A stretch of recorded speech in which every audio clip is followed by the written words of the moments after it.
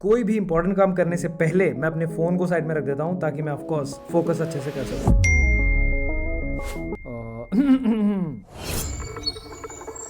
हम सब यही बोलते हैं कोई भी बड़ा गोल अचीव करने के लिए कि हमारे पास टाइम नहीं है, हमारे पास एनर्जी नहीं है, दिन में बहुत सारा काम होता है, लेकिन एक्चुअली में सिर्फ एक चीज़ की कमी है हमारे पास, दैट इज़ फोकस। तो ऐसा क्यों है कि जब तक फ़ोन हमारे हाथ में या हमारी पॉकेट में या हमारी टेबल पे नहीं रखा होता, फेस डाउन या फेस अप, हम अनकंफर्टेबल हो जाते हैं, हाथ पैर कांपने लग जाते हैं। फ़ोन कहाँ है मेरा? आई वॉन्ट माई फ़ोन आस पास। मेरे साथ ये सब होने लग गया था, इसीलिए आई डिड एन एक्सपेरिमेंट।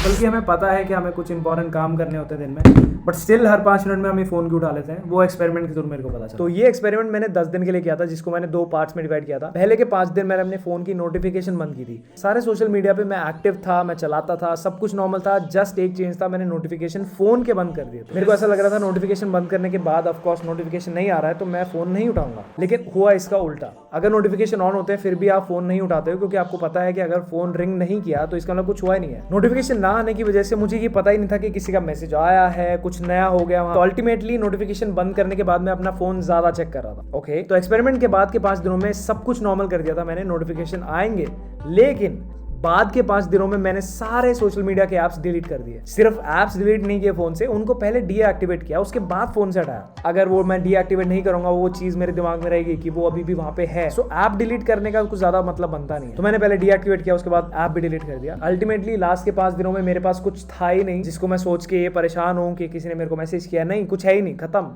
हटा दिया सब। तो इस एक्सपेरिमेंट से मैंने पर्सनली क्या सीखा और तुम इसको अपनी लाइफ में कैसे अप्लाई कर सकते हो? सबसे पहली बात, सीधी सी बात है, नोटिफिकेशन ऑफ करके कुछ फायदा नहीं होने वाला, अनलेस वो कोई स्पैम ऐप्स के थ्रू आ रहा है, जैसे कि Amazon, फ्लिपकार्ट सेल। मुझे नहीं जानना भाई, सेल चल रही, मुझे नहीं मतलब, मम्मी नहीं दिला। इन ऐप्स के नोटिफिकेशन बंद करके रखोगे तो ठीक रहेगा, लेकिन सोशल मीडिया के ऐप्स का नोटिफिकेशन बंद करके रख रहे हो तो आई डोंट थिंक पर्सनली मेरे को बहुत ज्यादा बेनिफिट होता, उल्टा पड़ गया था मेरे को। सेकंड ऑब्जर्वेशन ये है कि फोन अपने आप में कोई एडिक्टिव चीज नहीं है, इसके अंदर जो सोशल मीडिया में लोचा चल रहा है, वो जो हम लगे हुए उसमें, वो दिक्कत। तो क्या मैं बोल रहा हूँ कि तुम अपना इंस्टा डिलीट कर दो? यस।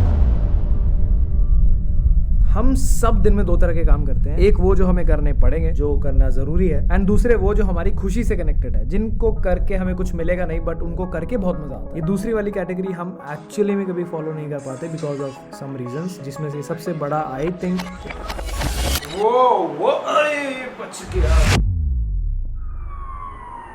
एक आदमी को 2 महीने के लिए एक रूम में बंद कर दिया विदाउट एनी फोन या कोई भी ऐसी चीज जिससे उसके दिमाग को मजा आए, लेकिन हर दिन के एंड में ही was allowed to spend 1 hour with a notebook and a pen. तो इस स्टडी के ऑब्जर्वेशंस कुछ ऐसे थे कि स्टार्टिंग के कुछ वीक्स या कुछ दिन तो वो उस 1 घंटे में भी खुश नहीं रहता था, लेकिन धीरे धीरे कुछ दिनों बाद, कुछ हफ्तों बाद वो उस 1 घंटे का एक्चुअली में वेट करने लगे कि कब एक्चुअली में दिन खत्म होगा, कब वो उस रूम में जाके वो पेपर के साथ, पेन के साथ बैठ के कुछ लिखेगा, कुछ ड्रॉ करेगा। उसको एक्चुअली में उनके साथ मजा आने लग गया। इस सिंपल सी स्टडी से हमें ये पता चलता है कि हमारे ब्रेन को अल्टीमेटली मजा चाहिए।